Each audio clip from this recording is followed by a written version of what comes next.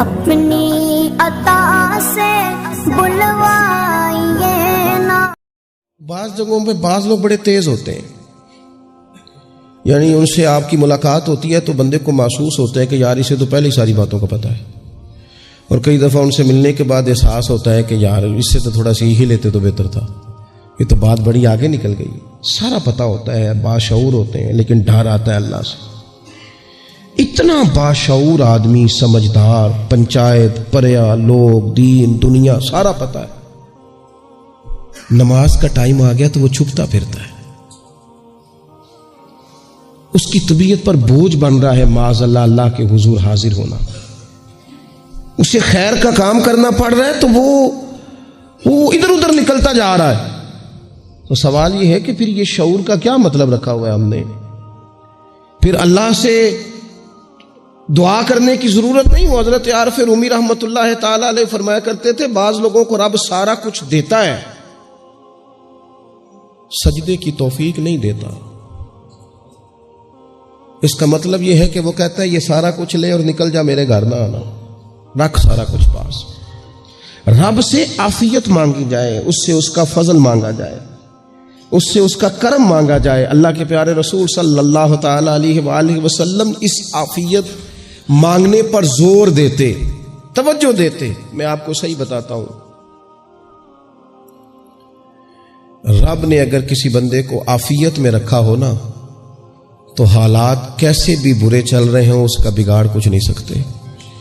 اور اللہ تعالیٰ معاف کرے 100 دفعہ خاکم بدہن، اگر کسی وقت اس کے کرم کی نگاہ پھر جائے تو پھر سارے اسباب سمیت بھی انسان اپنے پیروں پہ کھڑا نہیں رہ سکتا۔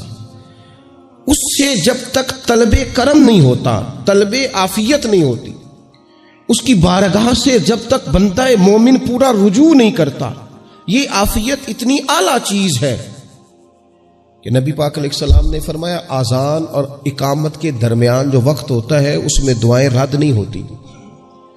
دعا مانگا کرو گے تمہاری اللہ اپنے فضل سے قبول کر لے گا۔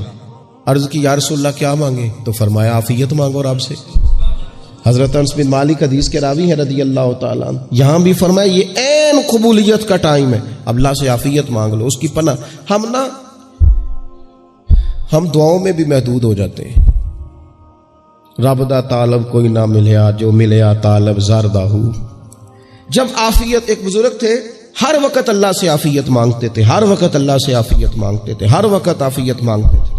لوگوں نے پوچھا، لوگ ان کو صالح جانتے تھے، نیک سمجھتے تھے کہ حضور آپ اور کوئی دعا مانگتے نہیں، عافیت ہی مانگتے ہیں۔ فرمانے لگے میں مانگا کرتا تھا شروع میں، بعد میں خیال آیا اور بھی دعائیں مانگا کرتا تھا، یہ احساس بعد میں نصیب ہوا۔ فرماتے میں مزدوری کرتا تھا، مال برداری کرتا تھا، ایک جگہ پہ ڈیوٹی کر رہا تھا تو تھک گیا، اور وہ جو کام لینے والے لوگ تھے ان کا رویہ بھی بڑا ترش تھا، تکلیف ہوئی۔ تو میں نے اپنے مالک کی بارگاہ میں عرض کی مالک اگر 2 روٹی بغیر مجھے مشقت کے مل جائے دن میں تو تیری بارگاہ تو بڑی کریم ہے۔ کہتے ہو میں نے یہ دعا مانگ لی، ذرا میں تھوڑا آگے بڑھا تو 2 بندے آپس میں لڑ رہے تھے، میں ان کی صلح کرانے کے لیے، انہیں بچانے کے لیے آگے بڑھا، تو میں جس کو چھڑا رہا تھا دوسرے نے میرے اوپر ضرب لگا دی، میرا بھی سر پھٹ گیا۔ تھوڑی دیر کے بعد وہاں پولیس آ گئی، وہ تینوں کو لڑنے والا سمجھ کے اٹھا کے لے گئے، مجھے جیل ہو گئی۔ 2 روٹیاں بغیر مشقت کے روز ملنی شروع ہو گئی۔ دعا مانگی تھی نا کہ یا اللہ 2 روٹیاں مل جائے نا بغیر مشقت کے، کہتے وہ 2 روٹیاں روز ملتی، کوئی کام نہیں کرنا پڑتا تھا، پر جیل ہو گئی۔ فرماتے میں بڑا پریشان تھا، روز روٹیاں پابندی سے آتی اور بہترین آتی، کھانا ملتا۔ پھر کچھ عرصے کے بعد میں نے سوچا کہ یار یہ دعا تو قبول ہو گئی نا تیری، اب تو اگر اس پر کوئی الگ بات کرے گا تو وہ تو غلط کرے گا۔ کہتے پھر خود ہی میرے دل میں اللہ نے بات ڈالی اور میں نے عرض کی مالک 2 روٹیاں نہیں، مجھے تو عافیت چاہیے، مجھے تو عافیت دے، میرے اوپر تو کرم فرما، تو نظر رحمت کر، جے ایک قطرہ بخشے مینوں،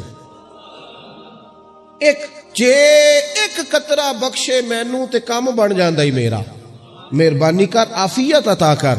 فرماتے پھر خدا نے کرم کیا، کہاں سے اسباب بنے میرے جیل سے چھوٹنے کے، کون کون میرے ضمانتی بنے اللہ ہی جانتا ہے۔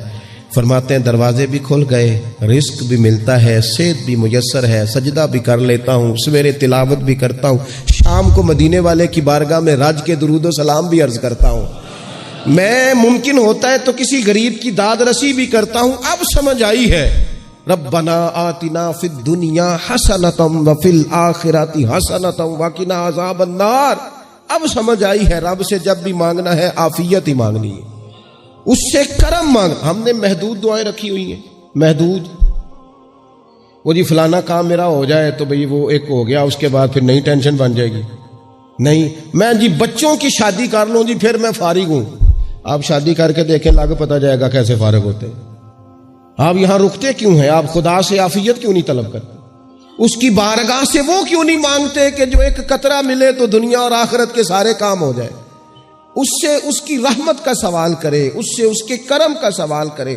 اللہ کی بارگاہ میں بھی حاضر ہونا اور جچی تلی اور جناب ناپ تول کر اور محدود چیزوں کا سوال کرنا، مالک سے مانگے، اور وہ جب دیتا ہے تو دیتا بھی بے حساب ہی ہے۔ وہ جب عطا کرتا ہے تو کرم کے دروازے کھول کے عطا کرتا ہے، ورنہ تو ایک الجھن سے انسان نکلتا ہے دوسری میں الجھ جاتا ہے۔ ایک گتھی کو سلجھاتا ہے، پھر اقبال رو پڑے تھے، کہنے لگے میں عقل کی گتھیاں سلجھا چکا ہوں، یا رب مجھے صاحب جنوں کر دے۔ اللہ یہ بڑا میں نے ہیر پھیر دیکھ لیا، مجھے دیوانہ بنا، اب مجھے جنون ہو، اب میں کسی کے لیے رویا کروں، اب میں کسی کی یاد میں تڑپا کروں، اب میں رات کسی کے لیے میری آنکھیں بیدار رہیں۔ یہ بڑی ہو گئی دنیا داری، عقل کی گتھی حالانکہ نہیں سلجھتی، پر اقبال کہتے ہیں عقل کی گتھیاں سلجھا چکا ہوں، یا رب مجھے صاحب جنوں کر دے۔ اور پھر کہنے لگے بجھی عشق کی آگ اندھیر ہے، اب یہ مسلمان نہیں، یہ خاک کا ڈھیر ہے، تو مٹی بن کے رہ گیا۔ کیا کہاں اپنی ساری توجہات کا قبلہ کس چیز کو میرے عزیزو؟ اللہ سے عافیت۔ نبی پاک علیہ الصلوۃ والسلام نے ایک شخص سے پوچھا کیا دعا مانگ رہے ہو؟ تو اس نے کہا یا رسول اللہ میں اللہ کی بارگاہ میں صبر کا سوال کر رہا ہوں۔ تو حضور فرمانے لگے صبر تو مصیبت پر ہوتا ہے۔ یا رسول اللہ پھر کیا مانگوں؟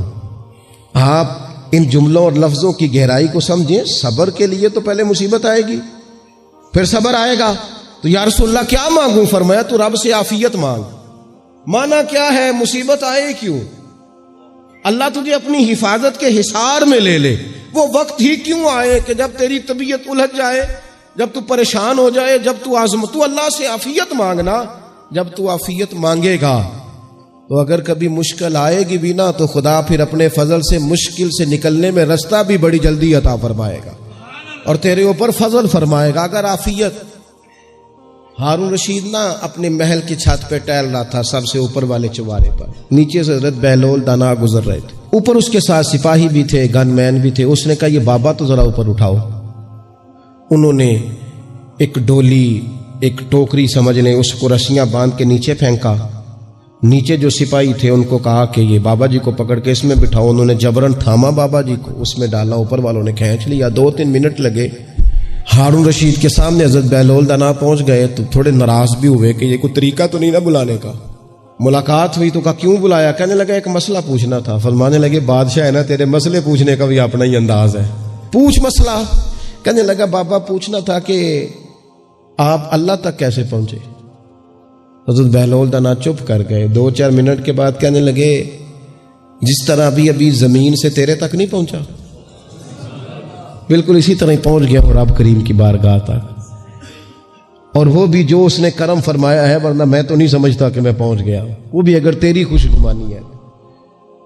ہارون رشید کہنے لگا مجھے سمجھ نہیں آئی۔ فرمانے لگے تو بادشاہ جو ہے اتنی جلدی کیسے سمجھ میں آئے گی تجھے بات؟ فرمانے لگے اگر میں تجھ سے ملنا چاہتا نا تو میں ایک درخواست لکھتا، پھر کسی وزیر سے سفارشی سائن کراتا، پھر وہ جمع کراتا، پھر مجھے ٹائم ملتا کہ فلاں دن فلاں تاریخ فلاں ٹائم آ جانا، پھر آ کے میں لائن میں لگتا، پھر بھی تو بادشاہ ہے، تیرا موڈ بنتا ملنے کا کہ نہ بنتا۔ جب میں چاہتا تو پتہ نہیں کتنا ٹائم لگ جاتا، جب تو نے چاہا ہے نا تو 1 منٹ بھی نہیں لگا۔ فرمانے لگے میں نے دعویٰ ہی نہیں کیا کہ میں جد و جہد کر کے پہنچوں گا، میں نے تو رب کی بارگاہ میں عاجزی کی ہے، پھر رب نے ہی کرم فرمایا ہے، اسی نے مہربانی کی ہے۔ مانا کہ محبت کے سفر میں ہر گام پہ 100 مشکل ہے، لیکن یہ سفر آسان بھی ہے، گھر ساتھ تمہارا ہو جائے، اس کے کرم کا ساتھ رہا ہے، اس سے عافیت مانگی ہے، اپنے آپ کو اس کے سپرد کیا ہے تو اس نے کرم کر دیا۔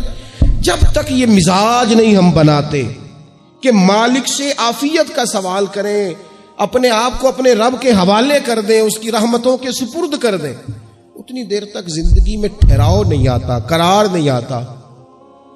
مشکات میں موجود ہے، اللہ کے پیارے رسول صلی اللہ تعالی علیہ وسلم تیمارداری کے لیے گئے تو صحابہ کرام فرماتے ہیں وہ بندہ نا اتنا پتلا نحیف اور لاغر ہو گیا تھا جس طرح چڑیا کا بچہ ہوتا ہے، کمزوری ضعف طاری تھا۔ تو محبوب کریم نے اسے دیکھا تو بڑے کریمانہ انداز میں کریم فرمانے لگے، تو کوئی دعا نہیں مانگتا، تو عافیت نہیں مانگتا اللہ سے؟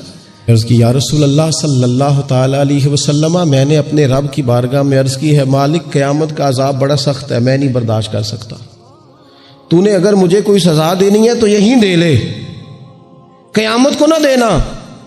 کہتے محبوب فرمانے لگے سبحان اللہ، او خدا کے بندے تو رب کی سزا دنیا میں بھی نہیں سہ سکتا، اللہ سے یہ بھی سوال نہ کر، تو رب سے کہہ ربنا آتنا فی الدنیا حسنۃ وفی الآخرۃ حسنۃ وقنا عذاب النار، تو رب سے دنیا میں بھی حسنہ مانگ، بھلائی مانگ، تو آخرت کے لیے بھی بھلائی مانگ، تو اس سے عافیت کا سوال کر، تو نے یہ سوال کیوں کیا؟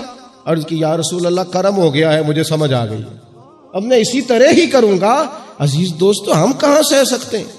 ہم دنیا میں رب کی سزا ہم نہیں سہ سکتے، ہم کمزور ہیں تو گرمی نہیں سہ سکتے، شدید سردی نہیں سہ سکتے، شدت کی بھوک لوگ نہیں سہ سکتے، کوئی آزمائش نہیں سہ سکتے۔ وہ جو لوگ بعض اوقات کہہ دیتے ہیں نا جی فلاں چیز ہمارے اعمال کا نتیجہ ہے، تو میں کیا کرتا ہوں، نہ کو یار ہم تو یہ بھی نہیں سہ سکتے، ہم کہاں برداشت کر سکتے، ہمیں تو وہ معاف ہی فرمائے، ہم حساب والے ہے ہی نہیں، ہم تو صرف معافی والے ہیں۔ ہم سے نہ حساب پوچھے، اس نے حساب پوچھا تو پھر تو بڑی مشکل ہو جائے گی، اگر اس نے حساب پوچھا تو بڑی رسوائی ہو جائے گی، اگر حساب پوچھا تو مشکلات سامنے دکھائی دینے لگ جائیں گی۔ ہم سے تو وہ درگزر والا معاملہ کرے، ہم سے تو وہ کہے جا میں نے محبوب کے صدقے تجھے معاف کیا، جا تیرے لیے